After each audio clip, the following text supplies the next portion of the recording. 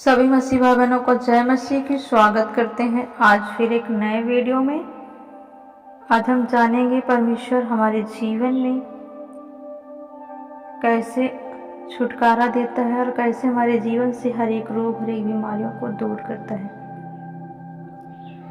जैसा आप चाहते हैं परमेश्वर आपके जीवन से हर एक दुख हर एक मुसीबतों को दूर करने के लिए, तो आप परमेश्वर के इन वचनों को सुनेंगे ताकि वो जीवित खुदा, वो सामर्थी परमेश्वर अपने वचनों के द्वारा आपके जीवन को अच्छा करे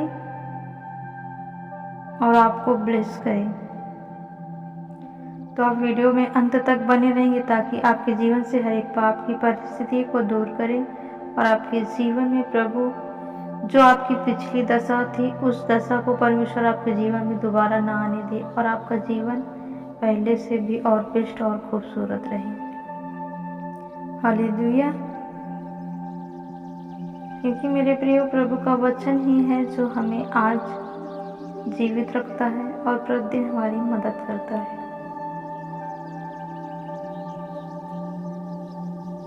आप चाहते हैं खुदा आपकी मदद सदा करे, तो आप खुदा के वचनों के द्वारा चलेंगे। जैसे इफिसियों 1:17 में लिखा है कि हमारे प्रभु यीशु मसीह का परमेश्वर जो महिमा का पिता है तुम्हें अपनी पहचान में ज्ञान और प्रकाश का आत्मा दे। हमारा प्रभु कौन है? प्रभु यीशु मसीह। और उसका परमेश्वर जो है, उसका जो पिता है, यीशु मसीह का पिता कौन है? परमेश्वर, जो हम सबको क्या दे? अपनी पहचान दे और अपने प्रकाश का आत्मा दे।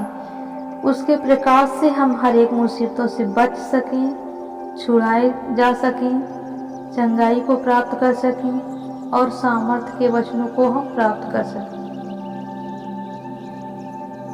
क्योंकि ये बात सत्य है, यदि हम सामर्थ्य को प्राप्त करेंगे तो हम प्रभु के वचनों से भर जाएंगे और प्रभु का वचन हमारे अंदर है तो हम सामर्थ्य को यानी प्राप्त करेंगे।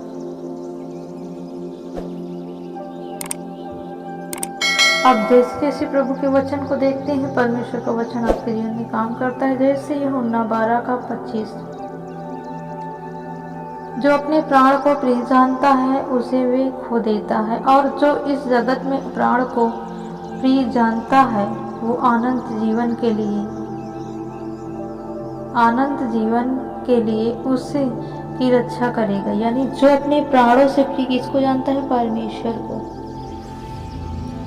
हम अपने प्राण की न चिंता करें और न इस शरीर की चिंता करें,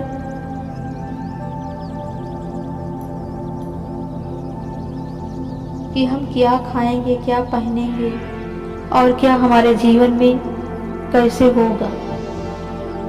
हमें अपनी सारी चिंताओं को परमेश्वर पे दे देना है और परमेश्वर से प्रार्थना करनी है, दुआ करनी है, ताकि वो परमेश्वर हमारे जीवन में अद्भुत कामों को कर सके। क्योंकि जो परमेश्वर की बड़ाई करता है वह परमेश्वर के प्रेम में और परमेश्वर को ग्रहण करता है। ये 2 कुरिन्थियों 10:18 में लिखा है। परमेश्वर का वचन कहता है, यदि कोई मेरी सेवा करे तो वे मेरे पीछे बोले, जहाँ मैं हूँ वहाँ मेरा सेवक भी होगा। यदि कोई मेरी सेवा करे तो पिता उसका आदर करेगा। यदि कोई मेरी सेवा करे तो मेरे पीछे बोले। कौन कह रहा? प्रभु कह रहा है, जहाँ मैं हूँ वहाँ मेरा सेवक होगा। यदि मेरी सेवा करे तो पिता उसका आदर करेगा। किसकी? यदि हम परमेश्वर के वचनों के द्वारा चलते हैं, प्रभु यीशु मसीह के नाम से जो कुछ मांगेंगे वो मिलेगा। क्यों? क्योंकि पिता वादा कर रहा है और ये बात सत्य है। यदि हम विश्वास के साथ चलते हैं तो हमारा जो सामर्थ्य पिता है वो हमारी सुनता है और हमारे जीवन से हर एक प्रॉब्लमों को दूर करता है, खत्म करता है। अगला वचन देखेंगे व्यवस्था विवरण 55:3 में, कान लगाओ और मेरे पास आओ, सुनो तब तुम जीवित रहोगे और मैं तुम्हारे साथ सदा का वाचा बांधूंगा। अर्थात दाऊद की अटल करुणा का वाचा। कान लगाओ और मेरी सुनो। किसकी? हमें प्रभु यीशु मसीह के वचनों के द्वारा चलना है, प्रभु की सुनना है, ताकि परमेश्वर जो वाचा मूसा के बाद बांधा था, मूसा के साथ जो इर्मिया के साथ, जो यूहन्ना के साथ किया।